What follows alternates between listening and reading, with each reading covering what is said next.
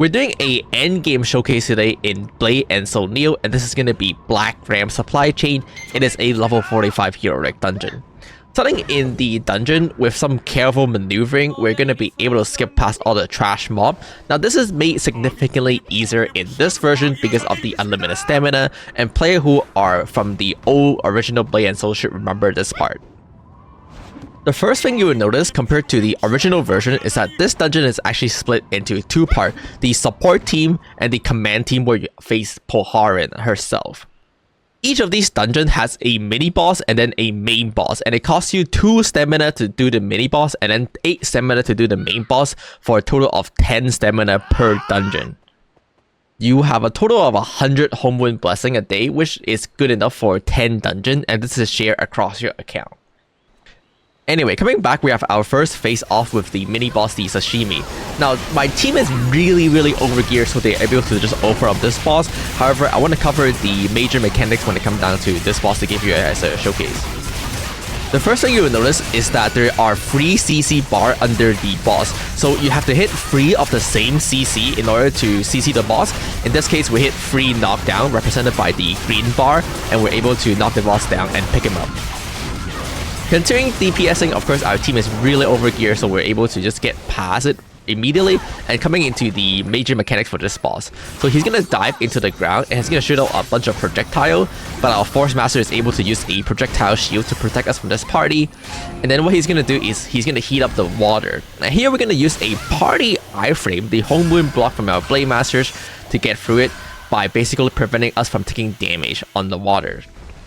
Then he's gonna come up and he's gonna do a charge, and here you actually have to block him to get him up. So our Blade Masters walked up there to block his charge to put him back onto the ground again. And so here he's gonna get knocked down by himself, and we're just gonna continue DPSing until he's dead. This is a very straightforward boss to do. And you'll notice that this boss costs 2 stamina because it is a mini boss and it doesn't drop any significant gear. Moving forward into this dungeon, once again, we're going to skip past a lot of these trash mobs by jumping over. Here, I'm just changing one of my skills real quick because I'm in a party setting now.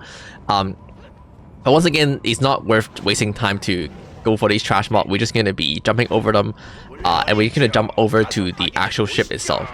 Unfortunately, here I got a pretty big rubber band and I wasn't able to get height to jump off. But the good thing about Blade and Soul Neo is that you have unlimited stamina, so doing these like dungeon maneuver is significantly easier compared to the original Blade and Soul version.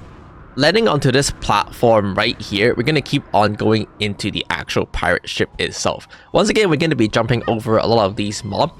There's like a small maze here that we actually have to get through real quick, and in the maze there are like these like mini boss that we have to kill in order to open the door. So we're going to take a slight detour here onto the left, while our remaining party member actually take a different route to kill a different mini boss. So there are total of 3 of these like mini boss that we have to kill.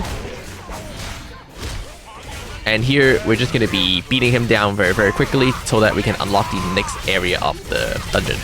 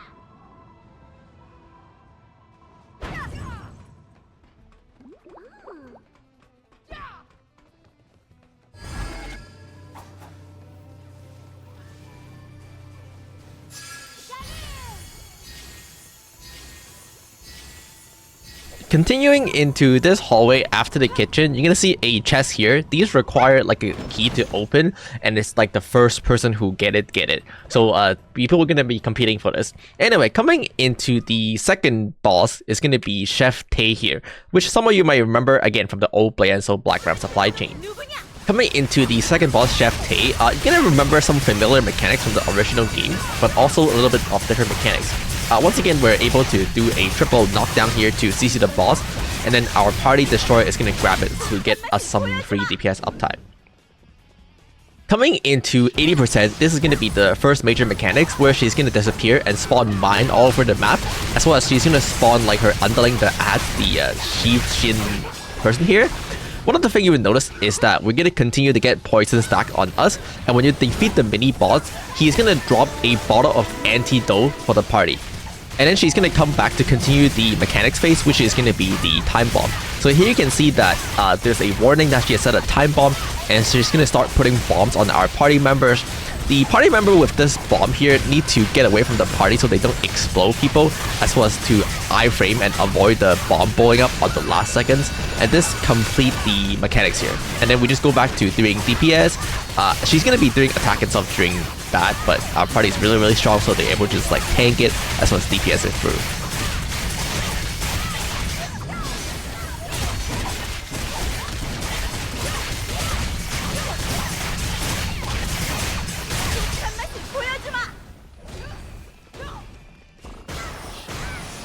Coming into 35%, this is again going to be the same mechanics with mine all over the entire map, as well as the mini boss spawning once again. And once again, you're going to see here we are going to be stacking poison stacks, so our goal here is to get the mini boss down as fast as possible, and then we're going to pick up the antidote and drop it onto the ground. And that allows us to cleanse the poison once again. Coming back into Chef Tae, we're going to see the time bomb mechanics again, so here I actually end up getting the second bomb here, so I'm gonna walk away from my party member and I'm gonna try to iframe it on the last second, but I actually mistimed it, so I blew up to take a little bit of damage, and then coming back into the boss, and we're gonna be beating this boss down right here.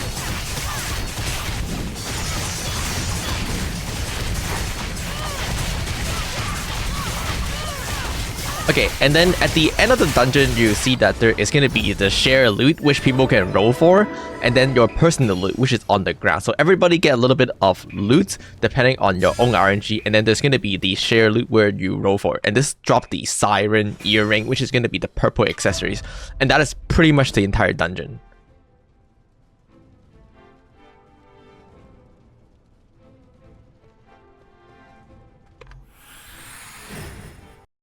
It is very likely that this is going to be the first major dungeon that is going to be a roadblock for a North American player, because this is the highest level 45 dungeon there is, and it dropped the legendary Tae Jangum earring. The same go with the second part of the dungeon. Once again, the dungeon is split into two parts, where you face off with actual Poharan, and this dropped the Poharan ring, as you can see. Some of you might remember the Bloodshade Harbor dungeon, but that is actually going to be level 48 now, so it's going to be beyond the Black Ram supply chain, and then of course you got Narrow Labyrinth after that, level 50. Overall, just a very quick dungeon showcase. This is one of the things people has been asking for more, so hopefully you enjoyed the video. As always, subscribe. See you guys later.